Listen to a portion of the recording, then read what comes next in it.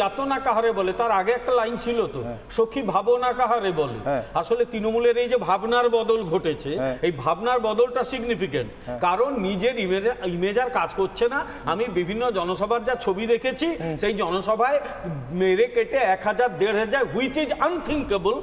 ভয়ঙ্কর বিপর্যয়ের আগে খড়কুটো ধরার মতো কখনো সন্ন্যাসীদের গালি দেওয়া, কখনো একেবারে ইউসিসি মানি না বলে আজকে বলেছেন, এবং তারপর আজকে পার্টির প্রতীক চিহ্ন, একের পর এক পারমিউটেশন কম্বিনেশন হচ্ছে, কিন্তু অঙ্কটাই যে গোড়াই গেল, সব মাইনাস, কোনো কম্বিনেশনে কাজ হচ্ছে না। তো বেশ, মমতা বন্দ্যোপাধ্যায় ব্যক্তি হিসেবে, মানে এদিকে আছে মমতা বন্দ্যোপাধ্যায় মানে পার্টি, মমতা বন্দ্যোপাধ্যায় মানেই তৃণমূল, আর ওদিকে আছে একটা আস্ত সিপিআইএম, যেটা ওটাটা একটা পার্টি ঠিক কথাই, কিন্তু তার মধ্যে আবার একটা কেন্দ্রীয় কমিটি আছে, একটা রাজ্য কমিটি আছে, একটা পলিট ব্যুরো আছে, এত ধাপ, এত নেতা। বুদ্ধবাবু চাইলেও কি করতে পারেন, যা চেয়েছেন তাই কি করতে পারেন? এই চর্চা একসময় ভীষণভাবে এই বাংলায় ছিল, ভীষণভাবে ছিল। পার্থপ্রতিমবাবু, আপনাদেরকে সব থেকে বেশি করে বোধহয় যেটা মোকাবিলা করতে হচ্ছে সেটা হচ্ছে ব্যক্তি মমতা একা পার্টি, সিপিআইএম একটা এত বড় পার্টি, তার আবার এত রকমের লবি, মানে যেরকম বেরোতো সংবাদ মাধ্যমে, কেরল লবি, বাংলা লবি। অতএব মমতা চাইলেই, একা চাইলেই হবে, সিপিএম কোনো একজন চাইলে হবে না। আজকে সেই মমতা একা পার্টি এই সিদ্ধান্তটা থেকে বা এই দাবিটা থেকে সরে আসতে চাইছেন কেন? আপনাদের কি মনে হয়? না দেখুন, আপনি যে কি বলবো, যে মুখবন্ধটা প্লেস করলেন, তাহলে সিপিআইএম বা বামেরা হচ্ছে কালেকটিভ ডিসিশন যেগুলো নিত, আর মমতা বন্দ্যোপাধ্যায় ক্ষমতায় আসার পর একচ্ছত্রভাবে তিনি যেগুলো নিয়েছেন, এই দুটোর ফল মানুষ দেখেছেন। এদের 13 বছরের যে শাসন চলেছে, সেই শাসনের পর দুর্নীতি কাকে বলে এবং সেটা যে একটা প্রাতিষ্ঠানিক চেহারা পেতে পারে, এবং ওই মমতা বন্দ্যোপাধ্যায় যদি শেষ কথা হন, তাহলে দুর্নীতির প্রশ্ন হচ্ছে যে তিনি শেষ কি বলবো কনসেন্টটা দিয়েছিলেন কিনা, এই প্রশ্ন তো আসবে। ফলে এবার কিন্তু আপনাদের দলের এই তথাকথিত কালেকটিভ ডিসিশনে হাজারদুয়ারিতে কিন্তু অনেক ভালো ডিসিশন হারিয়ে গেছে। আমি একটা কথা বলতে পারি, নির্মলাবাবু খুব ভালোভাবে মনে থাকবে, পোকা নামে একটা বিল, ওটার সূর্যের মুখ দেখে, যাতে যাতে যাতে খুব অদ্ভুতভাবে বুদ্ধদেব ভট্টাচার্য এবং লালকৃষ্ণ আদবানি সহমত ছিলেন। এনিওয়েজ, কিন্তু আমি বলছি আপনারা ওয়ার্স্ট সাফারার মমতা বন্দ্যোপাধ্যায়ের এই ব্যক্তি ইমেজের কাছে আজকে তিনি সরতে চাইছেন, দল থেকে নিজেকে আলাদা করতে চাইছেন। না, মমতা বন্দ্যোপাধ্যায় সরতে চাইছেন কি চাইছেন না সেটা তো সময় বলবে, কিন্তু যেটা ইম্পর্টেন্ট হচ্ছে যে এগুলো প্রত্যেকটাই কি হলো প্রচারের কৌশল। মানে এখন তো আবার আইপ্যাক, ওদের কর্পোরেট সংস্থা ঠিক করে দেয় যে কোনটা কিভাবে চলবে। আমার নিজের মনে হয়েছে যে সে জায়গায় সম্ভবত শেলফ লাইফ বলতে যা বোঝায় যে কোনো একটা বিজ্ঞাপনের, সেটা শেষ হতে চলেছে। অর্থাৎ 294টা কেন্দ্রে তিনিই মুখ, এইটা সম্ভবত তৃণমূল কংগ্রেস হচ্ছে যে যখন তার শেষ অবস্থানে পৌঁছায়, অর্থাৎ কর্নার হয়, তখন হচ্ছে ব্যবহার করে। ফলে 2024-এর লোকসভা ডিক্লাইন, হ্যাঁ আমি বললাম যে সেটা ডিক্লাইন করছে বলে যেতে হচ্ছে। কারণ দেখবেন ডিক্লাইন যখন করে প্রত্যেকটা বিজ্ঞাপন সরে যায়। যেমন এগিয়ে বাংলা, দেখবেন শিল্প সম্মেলনের আগে এই ব্র্যান্ডিংটা আসে, শিল্প সম্মেলন যে 3টে ফেল করে গেল তারপরে সেটা চলে যায়। সততার প্রতীক, এটা যেই নারদা সারদা এগুলো আসলো তারপরে ওইটা চলে গেল। আপনি যদি বলেন যে বাংলা তার নিজের মেয়েকে চায়, 2021 সালে বিধানসভা নির্বাচনের স্লোগান ছিল, তারপরে যে পঞ্চায়েত ভোট হলো এবং তারপরে সন্দেশখালীতে যে পঞ্চায়েত মানুষ দেখতে পেলেন, সেখানে তো বুঝতে পারলেন যে তৃণমূলের নেতা কর্মীরা কেমন চায় বাংলার মেয়েদের। ফলে ওইটাও আবার সরে যাচ্ছে। ফলে সরে যেতে যেতে কোথায় যাবেন, দেওয়ালে তো একটা পিঠ ঠেকবে। কিন্তু একটা জিনিস ভাবুন, একটা জিনিস আমি জাস্ট আরেকবার ধরিয়ে দিচ্ছি আপনাকে, আরেকবার আমি এমনটা নয় যে আমি কোনো নির্দিষ্ট উত্তর চাইছি, কিন্তু আমি আপনাকে বারবার ধরিয়ে দিচ্ছি। ধরুন আপনি যে এত কিছু বললেন না, এই জোয়ার ভাটার মাঝখানেও, যাবতীয় নবজোয়ারের মাঝখানেও কখনো মমতা বন্দ্যোপাধ্যায় কেন পিছনে এই বিতর্কটার সামনে কিন্তু তৃণমূলকে আসতে হয়নি, বরঞ্চ এই বিতর্ক হয়েছে, এই নির্বাচনই হয়েছে, অভিষেক বন্দ্যোপাধ্যায়ের পোস্টার কেন অমুক কেন্দ্রে ব্যবহার হচ্ছে না। হতে পারে উপনির্বাচন, হতে পারে একটা গোটা কেন্দ্রের লোকসভার নির্বাচন, কিন্তু হচ্ছে না। কিন্তু মমতা বন্দ্যোপাধ্যায় কেন ব্যবহার হচ্ছে না, তার মুখ কেন ব্যবহার হচ্ছে না, এটা কিন্তু কখনো আসতে হয়নি। মমতা বন্দ্যোপাধ্যায় নিজেই এখন বলছেন মুখ নয়, প্রতীক দেখে ভোটিং, মানে নিজেই কি চাইছেন না তার মুখ, তিনিই প্রতীক, এটা ব্যবহার হোক। হ্যাঁ, কারণ আমি আপনাকে বলছিলাম যেটা সেটাকে কনক্লুড করলে ওদিকেই যাবেন, যে মমতা বন্দ্যোপাধ্যায়ের ইমেজ মুখ্যমন্ত্রী হিসেবে কখনো এভাবে কোয়েশ্চেন হয়নি যেটা গত 2-2.5 বছরে হয়েছে।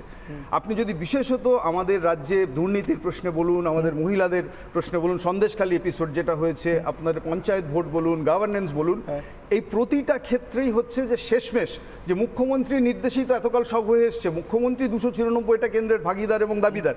ফলে যা ঘটেছে রাজ্য জুড়ে গত কয়েক বছরে, সেটা অনেকটাই এপাশ ওপাশ করে চলছিলেন, অর্থাৎ দায় ঠালাঠালি রাজনীতি করে, যে দল জানতো না, নেতারা তলার দিকে চুরি করছেন, জট চুরি করছেন, ফলে পার্থবাবুর মতো লোকেরা চলে গেছে জেলে। কিন্তু কার্যত দেখা যাচ্ছে ওই ক্যাম্পেইনটা কেন আস্তে আস্তে জ্যোতিপ্রিয়বাবু, পার্থ চট্টোপাধ্যায়, মানিক ভট্টাচার্য এরম যে সংখ্যাটা বাড়ছে ক্রমশ দুর্নীতির জালে, তাতে এই যে ক্লিন ইমেজ বলতে যা বোঝাচ্ছিল যে একটা সরকার চালানোর মধ্যে দিয়ে একটা রাজ্যের মুখ্যমন্ত্রীর, that has been severely question. এবং সেখানে দাঁড়িয়েই হচ্ছে যে আমার নিজের মনে হচ্ছে কোথাও এখন তিনি বা তারা এটা চাইছেন ওই আইপ্যাকের নির্দেশেই সম্ভবত যে 2026 হচ্ছে ওনাদের শেষ লড়াই, ফলে 24-এ হচ্ছে যে আপাতত গুটিয়ে রাখো, ফলে ওই ব্রহ্মাস্ত্রটা প্রয়োগ করো না, কারণ বারবার প্রয়োগ করলে ওটা নষ্ট হবে। সেই কারণের জন্যই এখন সিম্বলে ভোট, এখন হচ্ছে আর মুখ হতে চাইছেন না মমতা বন্দ্যোপাধ্যায়। নির্মলবাবু কাছে তার আগে অনেকবার হাত তুলেছেন। আমার একটা খুব আগ্রহ জানার পার্থদার কাছ থেকে, যে পার্থদা এত ভালো অ্যানালিসিস করলেন এবং তুমি যে প্রশ্নটা তুললে যে ডেমোক্রেটিক সেন্ট্রালিজম তার যে স্ট্রাকচার, সেখান থেকে বুদ্ধবাবুর সিদ্ধান্ত নিতে পারা বা না পারার যে প্রশ্ন। এসইজেড আইন 2003 এই রাজ্যে পাশ হয়েছিল, 2005-এ পাশ হয়েছিল, কংগ্রেস সরকার করেছিল ইউনিয়নে, মানে তার 2 বছর আগে একটি বামপন্থী সরকার, তারা শ্রমিক বিরোধী, এসইজেডকে শ্রমিক বিরোধী আমি বলছি না, সিপিআইএম এর নিজের পার্টি দলিলে ওই সরকার গঠন এই আইন পাশ করার বহু আগে থেকে সেটা তাদের সেন্ট্রাল কমিটি বলে দিয়েছে যে এসইজেড হচ্ছে শ্রমিক বিরোধী আইন। সেই ধরনের একটি আইন এই সরকার পাস যখন করাচ্ছে, তখন তো আইপ্যাক আপনাদের ছিল না, সেটা ঠিক কাদের নির্দেশে বুদ্ধবাবু পাস করালেন, যেখানে সেন্ট্রাল কমিটি বলেছে।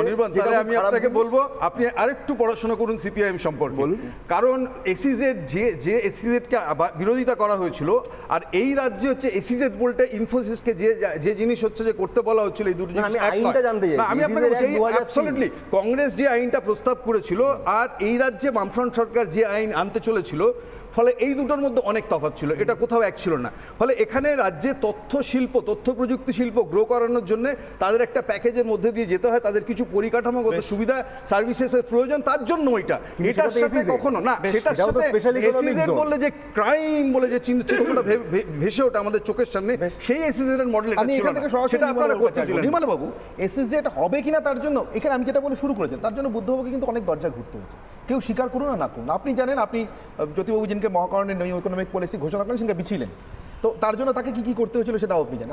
আমি এখন বলাতে চাইছেন কেন? না এক্স্যাক্টলি আমি ওটা বলতে চাইছি না, আমি ঠিক এটাই বলতে চাইছি। দেখুন, এসইজেড হবে না, এর জন্য কিন্তু মমতাকে কোথাও ঘুরতে হয়নি। মমতা নিজে ঠিক করেছেন হবে না তো হবে না, সেই মমতা হঠাৎ করে প্রতীকে কেন যাচ্ছে? দেখুন, আমি আপনাকে একটা কথা বলি, আমি জানি না এর জন্য আমি নিজে দায়ী কিনা, কারণ আমি একটা ন্যারেটিভ তৈরি করেছি আপনাদের চ্যানেলে যে লড়াইটা মোদি বনাম মমতা নয়, লড়াইটা মমতা বনাম শুভেন্দু। হয়তো মমতা বন্দ্যোপাধ্যায় সেটা পছন্দ করছেন, ঠিক আছে, কারণ শুভেন্দু অধিকারীর বিরুদ্ধে মমতা বন্দ্যোপাধ্যায়ের মুখটা দাঁড়ানো, সেটা কোনোভাবেই উনি মানতে রাজি নন, কারণ উনি শুভেন্দু অধিকারীকে তৈরি করেছিলেন, নেত্রী ছিলেন, সব কিছু ছিলেন। আজকে যদি তার মুখটা আর এখানে চলে আসে, তাহলে কর্মচারী আর মালিকের মুখ এসে যাচ্ছে, এটা ওর ধারণা, হয়তো সরে যেতে চান সেখান থেকে।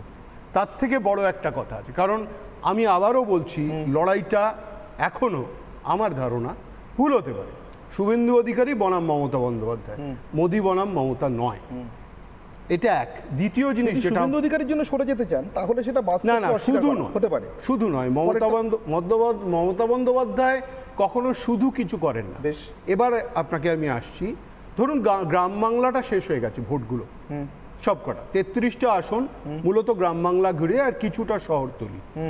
এবার যেটা ঢুকছে, যে জায়গাটা ঢুকছে, যে 9টা আসন, সেখানে শহর এবং শহরতলি। এবার গ্রাম বাংলায় অনির্বাণ সিনহাকে কিংবা অনির্বাণ ভট্টাচার্যকে কিংবা নির্মলা মুখার্জিকে মুখ হিসেবে লোকে দেখে, সেখানে প্রতীক দেখে না। মমতা বন্দ্যোপাধ্যায়ের মুখটা সেখানে খুব ইম্পর্টেন্ট ছিল।